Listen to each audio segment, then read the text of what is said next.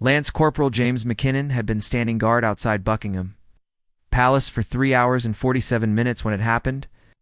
The red tunic felt heavier than usual in the unusually warm October afternoon, and sweat was beginning to pool beneath the famous bearskin hat that added nearly a foot to his already impressive 6'2" frame.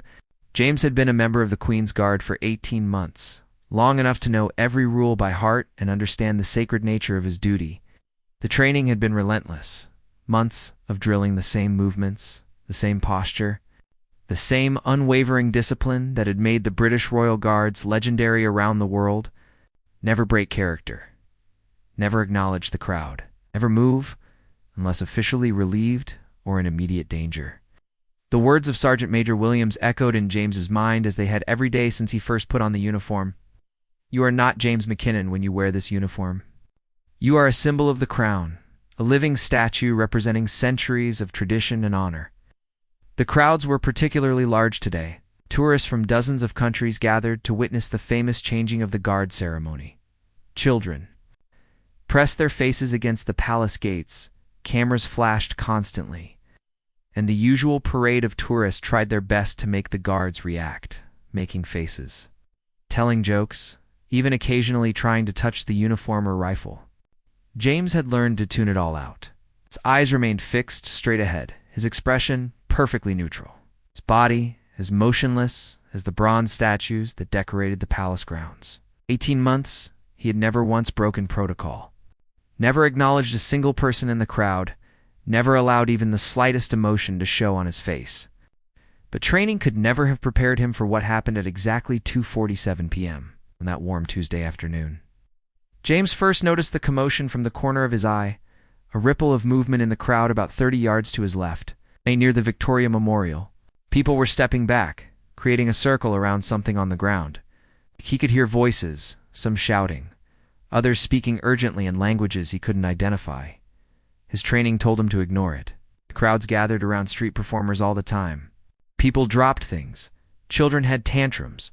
Tourists got into arguments. None of it was his concern. His job was to stand guard, to represent the unwavering strength and discipline of the British military, to be a living symbol of duty and honor. But something about this commotion was different. The voices weren't excited or entertained. They sounded frightened, urgent, desperate. James could hear a woman crying, her sobs cutting through the general noise of the crowd like a knife. Through his peripheral vision, he caught a glimpse of what was happening. An elderly man had collapsed on the pavement, his body completely still, while a woman, presumably his wife, knelt beside him, frantically shaking his shoulders and calling his name. The crowd around them was growing larger, but no one seemed to know what to do. James felt his heart rate increase, but he forced himself to remain perfectly still. This wasn't his responsibility. There were police officers somewhere nearby, emergency services that could be called, other people who could help. His job was to guard the palace. It's not to provide medical assistance to tourists. The woman's cries were getting louder now, more desperate. Please, someone help him. He's not breathing. Oh God, please, someone help my husband. James could see more clearly now. The elderly man appeared to be in his 70s, well dressed in a brown suit that suggested he and his wife were probably celebrating some special occasion with their visit to London. His face was pale, almost gray, and his chest wasn't moving. The woman beside him looked to be about the same age, with silver hair and trembling hands as she tried uselessly to wake her husband. Is anyone a doctor? The woman screamed to the crowd. Please, is there a doctor? He has a heart condition. James knew that protocol in such situations was clear and non-negotiable. Under no circumstances was a guard to break character or leave his post unless officially relieved or facing an immediate threat to the palace or royal family. The punishment for abandoning one's post could include court-martial, imprisonment, and permanent dismissal from military service. But as he watched the scene unfold, James found himself thinking not about military regulations, but about his own grandfather, who had died of a heart attack when James was 15 years old. He remembered the helpless feeling of watching paramedics work frantically to save a man who had been his hero, his mentor, his favorite person in the world. The crowd around the elderly man was getting more agitated. People were calling for help, Some were taking pictures with their phones, but no one was actually providing medical assistance. James could see that precious minutes were ticking by while the man remained motionless on the cold pavement. His military training had included extensive first aid and emergency medical response. James knew CPR, he understood the importance of acting quickly in cardiac emergencies, and he could see from 30 yards away that this man needed immediate help if he was going to survive. But he also knew that breaking protocol would end his military career. The Queen's Guard was not just any military unit, it was the most visible, most traditional, most strictly regulated posting in the entire British Army. Guards who broke character for any reason, no matter how noble, faced severe consequences. James tried to spot a police officer or paramedic in the crowd, anyone with the authority and training to help the collapsed man. But the area was filled only with tourists, many of whom seemed more interested in filming the emergency than actually helping. The woman's desperate cries continued to pierce the air. He's turning blue. Oh, please, God, someone help him. Don't let him die here. Not like this. At that moment, James McKinnon faced the most difficult decision of his young military career. He could follow 18 months of rigorous training and centuries of military tradition, maintaining his post no matter what happened around him. Or he could abandon everything he had been taught about duty and protocol to help a stranger, was dying just 30 yards away from where he stood. The decision came in an instant, driven by instinct rather than thought. James McKinnon broke from his rigid position for the first time in 18 months of service. His polished black boots clicking against the pavement as he ran toward the collapsed man. The crowd parted in stunned silence as the imposing figure of the Royal Guard approached, his red tunic and bearskin hat making him unmistakable even from a distance. Tourists who had been taking selfies moments before now stood with their mouths open, cameras forgotten as they witnessed something that defied everything they thought they knew about the famous British Guards. "Step back, please. Give him space," James commanded in his trained military voice as he dropped to his knees beside the elderly man. His hands moved automatically to check for a pulse, while his eyes assessed the situation with the clinical precision drilled into him during emergency. Response training: no pulse, no breathing. The man's skin had taken on the grayish-blue tinge that James recognized from his medical training as a sign of oxygen deprivation. This was a full cardiac arrest, and every second counted. "Sir, can you hear me?" James called out. While positioning his hands on the man's chest for CPR, the elderly woman looked up at him with tear-filled eyes, her face a mixture of hope and desperation. "His name is Harold," she whispered. "Harold Peterson. We're from Yorkshire. Today is our 50th wedding anniversary." Her voice broke on the last words, and James felt his resolve strengthen. 50 years of marriage, and this woman might lose her husband on what should have been one of the happiest days of their lives. James began chest compressions, counting silently as he pushed hard and fast against Harold's sternum. His military training kicked in completely, years of discipline and preparation taking over as he worked to restart a stranger's heart in the middle of one of London's busiest tourist areas. 1, 2, 3, 4... James counted under his breath, maintaining the rhythm he had practiced countless times in training exercises. Around him, the crowd had grown larger, with people pushing closer to see the unprecedented sight of a Queen's Guard performing emergency medical care. After 30 compressions, James tilted Harold's head back and began rescue breathing. Taste of fear and desperation was sharp in his mouth as he tried to force air into lungs that had stopped working. He could hear the crowd murmuring behind him, some people taking photos, others calling for additional help on their mobile phones. "Has someone called an ambulance?" James called out without looking up from his patient. "Yes." Several voices replied at once. "They're on their way." "No." James continued the CPR cycle. 30 compressions, 2 breaths. 30 compressions, 2 breaths. His bearskin hat had fallen off during his sprint across the courtyard, and sweat was now pouring down his face as he worked to save Harold Peterson's life. Mrs. Peterson clutched her husband's hand, speaking to him in a voice barely above a whisper. "Come on, Harold, don't you leave me now. We have grandchildren to spoil and gardens to tend." You promised me we'd see Scotland together this summer." 2 minutes into the CPR, James felt something shift beneath his hands. Harold's chest rose slightly on its own, and James could see color beginning to return to the man's face. He checked for a pulse and felt the faint but unmistakable rhythm of a heartbeat returning. "He's coming back," James announced, his voice steady despite the adrenaline coursing through his system. "Sir, can you hear me? You're going to be okay?" Harold's eyes fluttered open, unfocused and confused, but undeniably alive. He tried to speak, but James gently placed a hand on his shoulder. "Don't try to talk, sir. Just breathe. You've had a heart attack, but you're stable now. The ambulance is coming." The crowd erupted in applause, a spontaneous celebration that echoed off the palace walls. Cameras flashed as tourists documented this extraordinary moment, a royal guard kneeling in the street. His pristine uniform now wrinkled and stained, having just saved a life in full view of hundreds of witnesses. Mrs. Peterson was crying again. But now her tears were of relief rather than desperation. "Thank you," she whispered to James. "Thank you for saving my Harold. I don't know how to repay you." "No repayment necessary, ma'am," James replied, still monitoring Harold's condition. Anyone would have done the same. But even as he said the words, James knew they weren't entirely true. Another guard might have followed protocol and remained at his post. Another soldier might have trusted that someone else would handle the emergency. James had made a choice that went against everything he had been taught about military discipline and duty.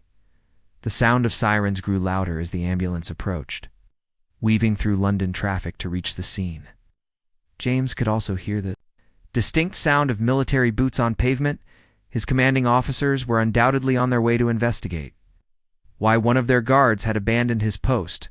As the paramedics arrived and took over Harold's care, James stepped back and surveyed the scene around him. His bearskin hat lay on the ground where it had fallen. His rifle was still leaning against the palace wall where he had left it.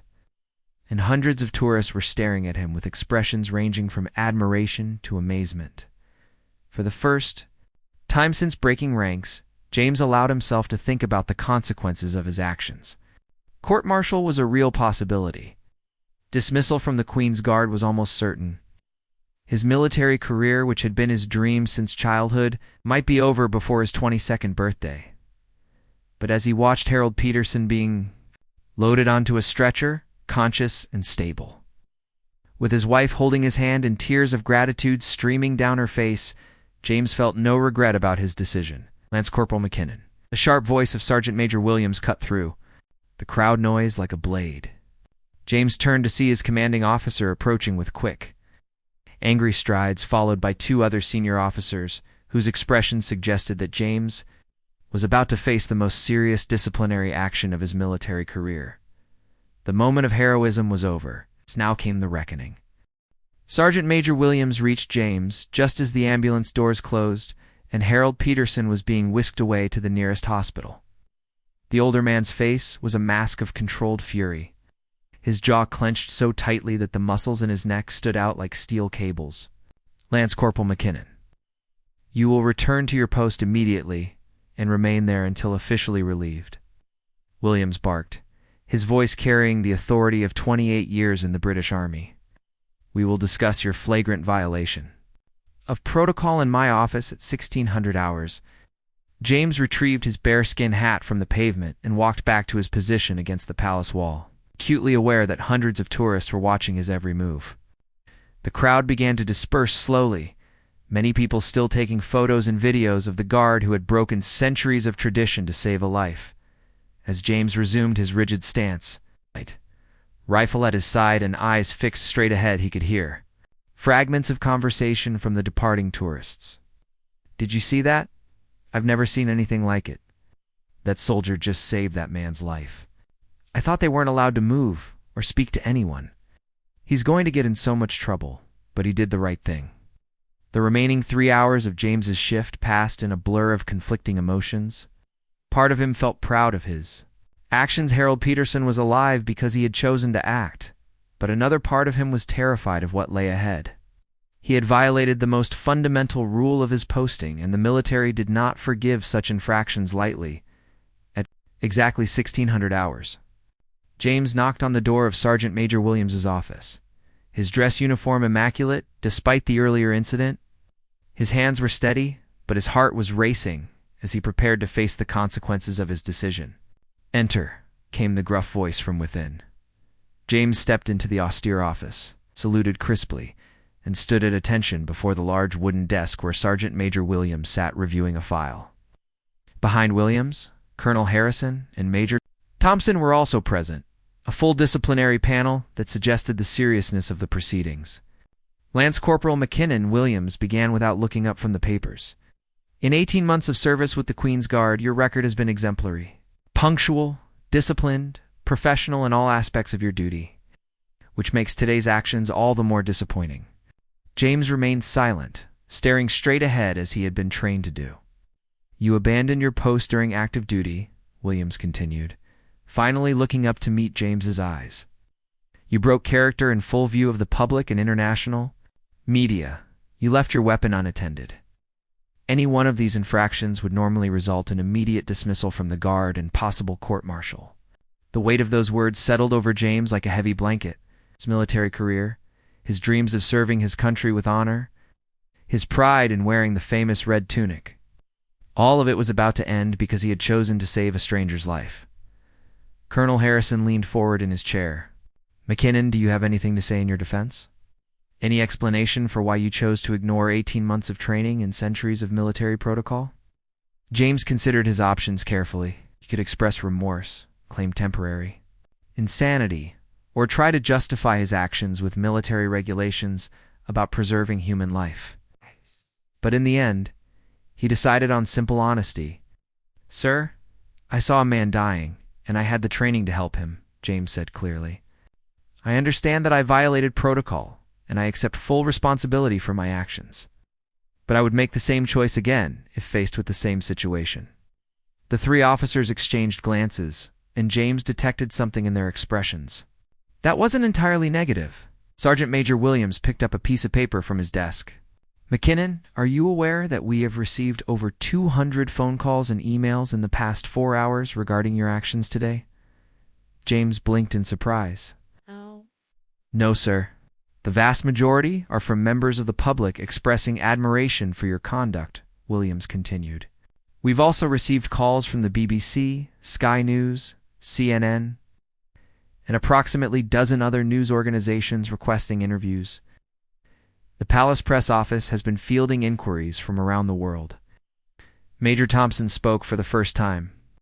"McKinnon, your actions today have created something of a public relations situation for the military. On one hand, you violated direct orders and abandoned your post. On the other hand, you used your military training to save a civilian's life in full view of international media." James wasn't sure if this was good news or bad news, but he remained at attention and waited for the verdict. Colonel Harrison opened another folder on the desk. "We've also received a call from Harold Peterson's family. Mr. Peterson is stable and recovering at St. Mary's Hospital. The doctors say that immediate CPR was crucial to his survival. Without your intervention, he would have died on the palace steps." The silence in the room stretched for long moments as the three senior officers considered their decision. James could hear his own heartbeat in the quiet office. He thought about Harold and Mrs. Peterson, wondering if they were together, in a hospital room somewhere, grateful for 50 years of marriage and hopeful for more. Finally, Sergeant Major Williams stood up and walked around the desk to face James directly. "McKinnon, your actions today put us in an impossible position. We cannot condone the violation of military protocol, regardless of the circumstances. However, we also cannot ignore the fact that you used your military training to preserve human life, which is the highest calling of any soldier." James held his breath, waiting for the final judgment. "Therefore," Williams continued, "you will receive an official reprimand for abandoning your post without authorization. This reprimand will remain in your permanent record. However, you will also receive a commendation for exceptional conduct. In the preservation of civilian life under emergency circumstances." James felt a wave of relief wash over him, but Williams wasn't finished. "Furthermore, effective immediately, you are being transferred from ceremonial duties to the Army Medical Corps, where your instincts for emergency response and your medical training can be properly utilized. You'll be attending advanced paramedic training starting next month. The transfer was unexpected, but James realized it was perfect. He would still be serving his country, but in a role where saving lives was the primary mission rather than a violation of duty. Do you accept these terms, Lance Corporal McKinnon? Yes, sir. Thank you, sir. As James left the office, he realized that his decision to help Harold Peterson had changed not just one man's life, but the entire trajectory of his own military career. Sometimes he thought the most important orders came not from commanding officers, but from the voice of conscience that told you when another human being needed help. 3 days after the incident, James found himself in an unexpected place, sitting beside Harold Peterson's hospital bed at St. Mary's, still wearing his dress uniform, but now as a visitor rather than a guard on duty. The elderly man looked much better than he had lying on the palace pavement, though the heart monitors and IV tubes served as reminders of how close he had come to death. I keep telling the nurses that an angel saved my life, Harold said, with a weak but genuine smile. But they insist it was just a very tall soldier in a funny hat. Mrs. Peterson, who had barely left her husband's side since the ambulance arrived, squeezed James's hand with both of hers. James, dear, I don't think you understand what you've done for our family. Harold and I have 3 children and 7 grandchildren. Because of you, they still have their grandfather. James felt uncomfortable with the praise, but he was genuinely glad to see Harold recovering. Mr. Peterson, how are you feeling? The doctors say you're responding well to treatment. Oh, much better indeed, Harold replied. Though I must say, waking up to see a Queen's Guard giving me mouth-to-mouth resuscitation was quite a surprise. I thought I might have died and gone to some very official version of heaven. The conversation was interrupted by a knock on the hospital room door. A woman in an elegant navy suit entered, followed by a man with a camera and recording equipment. Mr. Peterson, Lance Corporal McKinnon. I'm Sarah Matthews from BBC News. I wonder if we might have a few minutes to discuss what happened at Buckingham Palace. James looked uncertain. His commanding officers had mentioned media interest, but he hadn't expected reporters to track him down at the hospital. I'm not sure I should be giving interviews, James said carefully. I'm still an active member of the military. Sarah smiled reassuringly. We've actually received approval from your commanding officers. In fact, they suggested we speak with you. Your story has captured international attention, and they believe it reflects positively on both military training and humanitarian values. Harold struggled to sit up straighter in his hospital bed. If James is willing to talk, I'd very much like to tell people what a hero he is. The interview lasted 30 minutes, with James describing his decision-making process and Harold sharing his memories of regaining consciousness to find a royal guard performing CPR on him. But the most powerful moment came when Mrs. Peterson spoke about watching her husband collapse. I've never felt so helpless in my life, she said, tears forming in her eyes. 50 years of marriage, and I thought it was going to end on the pavement, in front of Buckingham Palace. But then this young man appeared like a guardian angel, and suddenly Harold had a chance. Sarah turned to James. Lance Corporal McKinnon, you knew that helping Mr. Peterson could end your military career. What made you decide to break protocol? James considered the question carefully. I suppose it comes down to why I joined the military in the first place. I wanted to serve my country and protect people. When I saw Mr. Peterson needed help, that seemed more important than standing perfectly still. After the interview, James walked through London's streets, still wearing his dress uniform, thinking about how much his life had changed in just 3 days. Strangers recognized him from the news coverage and stopped to shake his hand or take pictures. Children pointed at him excitedly, and their parents explained that he was the soldier who saved the man's life. The attention was overwhelming, but James was more focused on the phone call he had received that morning from the Army Medical Corps. His transfer had been expedited. He would begin advanced paramedic training in just 2 weeks. Instead of standing guard at ceremonial posts, he would be learning to save lives in emergency situations. That evening, James returned to the military barracks where his fellow guards were buzzing with excitement about the media coverage. The story had been picked up by news outlets around the world, with headlines like "Royal Guard breaks protocol to save life in the heart that stopped the guard."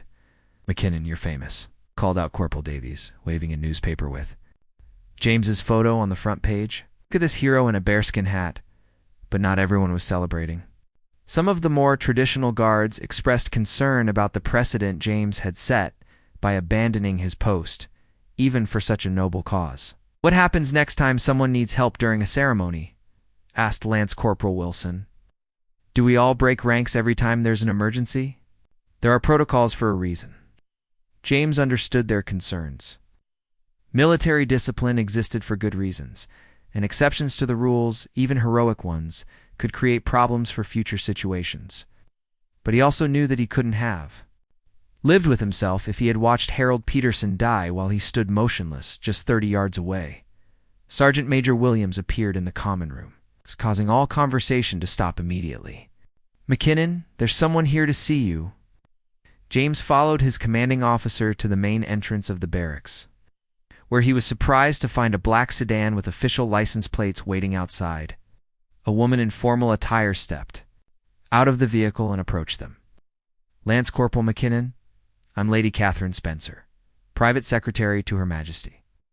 The Queen would like to have a word with you." James felt his knees go weak. A meeting with the Queen was the last thing he had expected as a consequence of his actions. "Ma'am, am I in trouble?" Lady Spencer smiled slightly.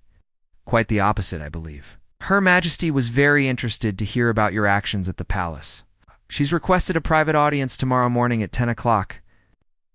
Into the sedan, he wondered if this was how his military career would end, not with a court-martial, but with a personal meeting with the monarch he had sworn to serve. The woman whose palace he had been guarding when he made the decision that changed everything. The next morning would bring answers. But for now, James could only wonder what the Queen of England wanted to say to the guard who had abandoned his post to save a stranger's life. Whatever it was, he knew that his choice to help Harold Peterson had set in motion a chain of events that would define not just his military career, but his entire understanding of what it meant to serve with honor. As London passed by through the sedan's windows, James thought about Harold and Mrs. Peterson, probably settling in for their first peaceful night's sleep since the incident. 50 years of marriage would continue because a young soldier had decided that some things were more important than standing perfectly still. That thought made everything else worth whatever consequences lay ahead. The walk through Buckingham Palace corridors felt surreal to James as Lady Spencer led him toward his audience with the Queen. He had stood guard outside these walls for 18 months, but he had never imagined he would see the interior under such extraordinary circumstances. The ornate hallways were filled with portraits of monarchs and military heroes spanning centuries of British history. James wondered if any of them had ever faced a choice between rigid protocol and human compassion, and what decisions they had made in their moments of crisis. "The Queen has been following your story quite closely," Lady Spencer mentioned as they walked. "She was particularly interested in the fact that you used military medical training to save a civilian life. Her Majesty believes strongly in the principle that those who serve the crown should be prepared to serve all of her subjects." They stopped outside an elegant door adorned with the royal coat of arms. Lady Spencer knocked softly, waited for a response from within, then opened the door and stepped aside. "Your Majesty, Lance Corporal McKinnon." James entered the private sitting room and immediately came to attention, executing the most precise salute of his military career.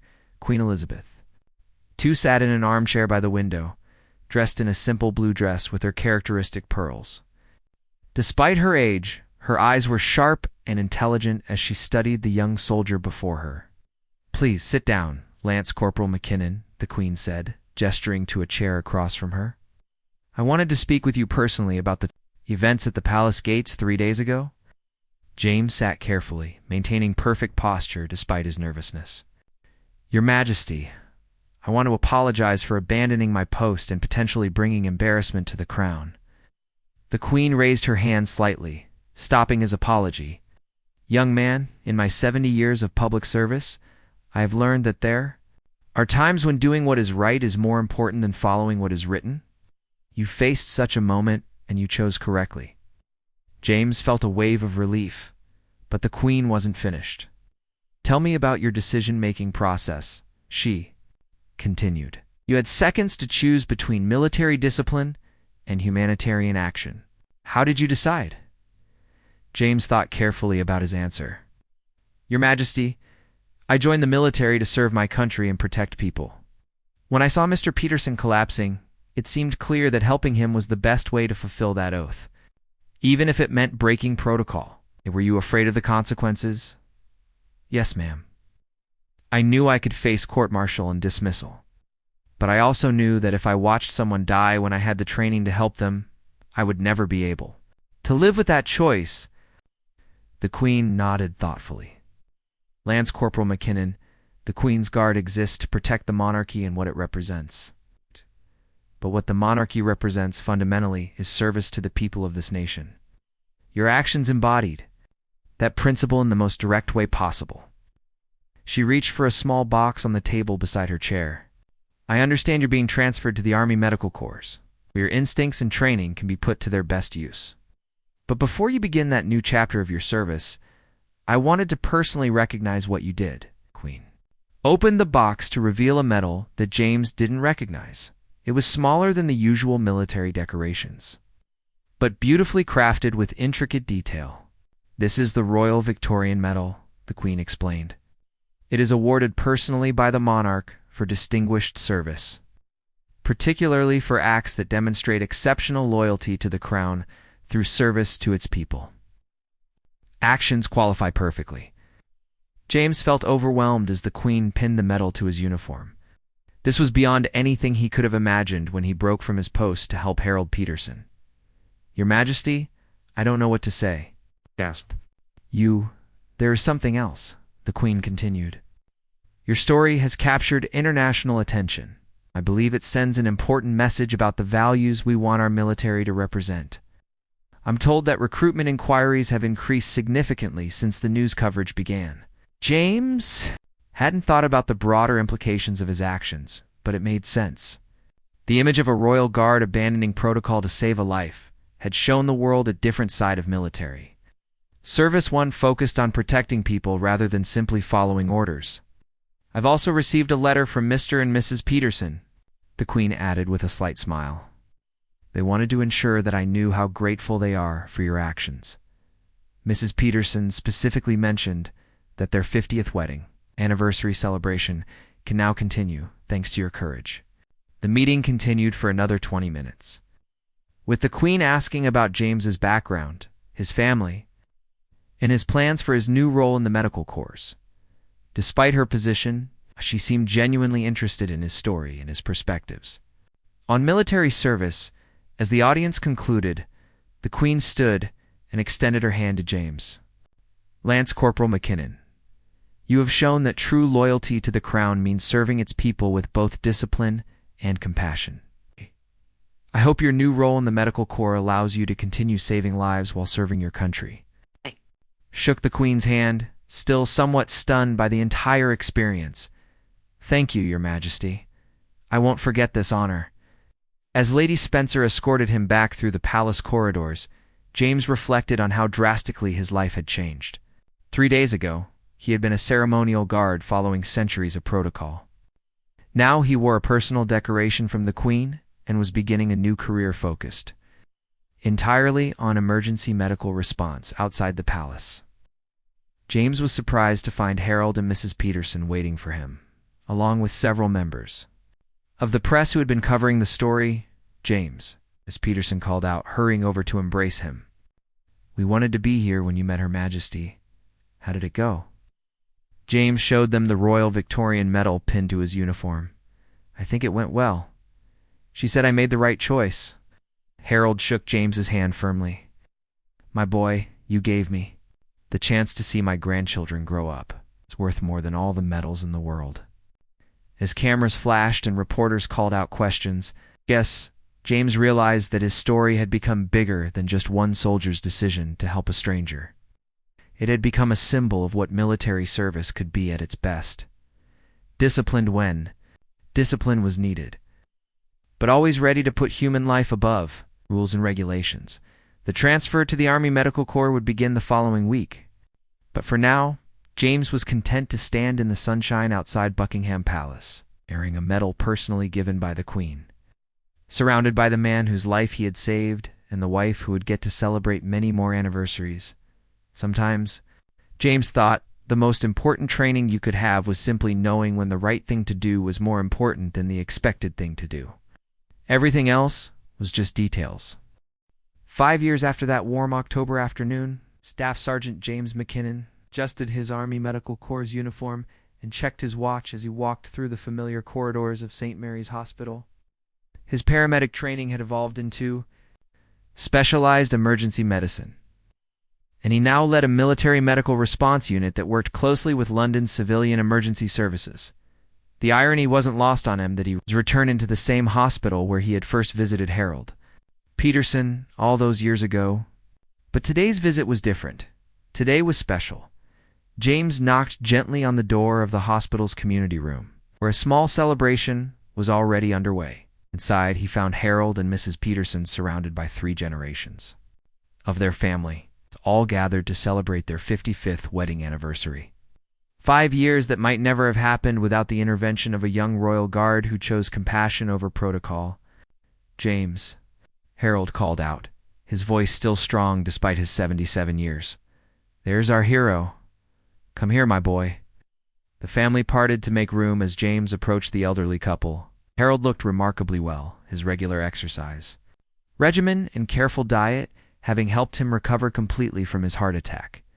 Mrs. Peterson, now 85, still had the same warm smile that had melted James's heart when she thanked him in the hospital 5 years ago. "Happy anniversary." "Mr. and Mrs. Peterson," James said, presenting them with a small, wrapped gift. "I brought you something." Mrs. Peterson unwrapped the package carefully, revealing a framed photograph taken on the day of the incident.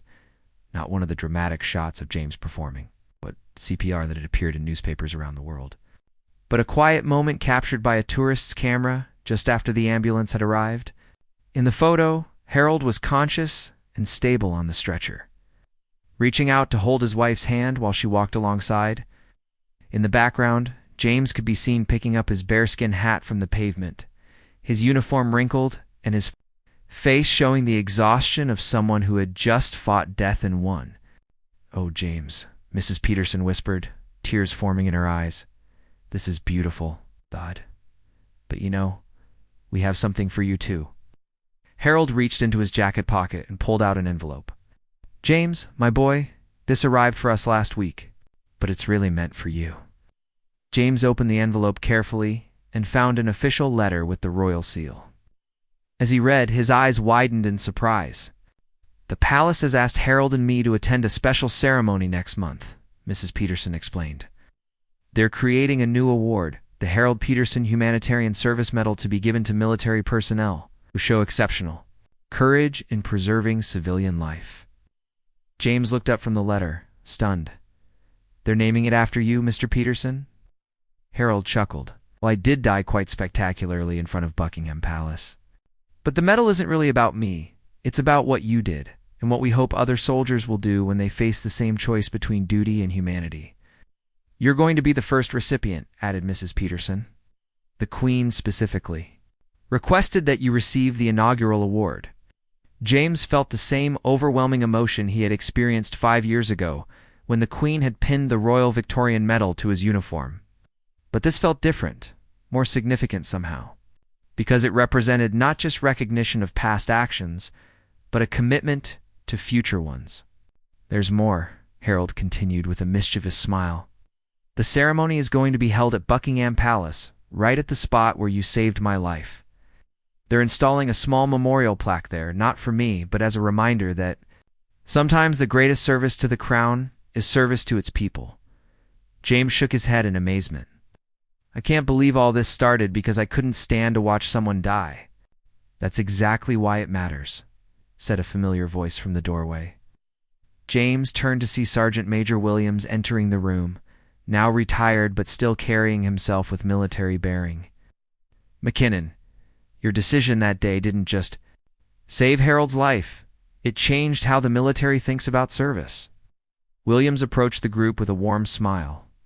"I've been following your career in the medical corps, James, 47 lives saved in emergency response situations over the past 5 years. The Harold Peterson Medal will be well deserved. 47? Harold asked with pride. My boy. You've been busy? James felt embarrassed by the attention. It's just doing the job, sir. That's what we're trained for now. Ah, but that's the point, Williams replied. We've changed the training because of what you showed us. New recruits in the Queen's Guard now receive enhanced medical training, and they're taught that preserving life takes precedence over ceremonial protocol in emergency situations. You've created a new understanding of what it means to serve. Mrs. Peterson reached over and squeezed James's hand. James, dear, do you know what's happened to that lovely young woman you've been seeing? Sarah, wasn't it? James blushed slightly. He had met Dr. Sarah Mitchell during his medical training, and their relationship had grown from professional respect to deep personal connection over the past 2 years. Actually, Mrs. Peterson, I wanted to talk to you and Mr. Peterson about Sarah. He reached into his pocket and pulled out a small velvet box. I'm planning to propose to her next week, and I was hoping you might give me some advice. After all, you two have made 55 years look pretty wonderful. Harold's face lit up with joy. James, my boy, that's marvelous news. Secret is simple. Always choose love over everything else. Just like you chose life over protocol. That day, and remember, added Mrs. Peterson with a knowing smile, the most important decisions you'll make together won't be the big planned ones. They'll be the split-second choices when someone needs help. When doing the right thing matters more than doing the expected thing. As the anniversary celebration continued around them, James looked at the family that had inadvertently changed his entire life.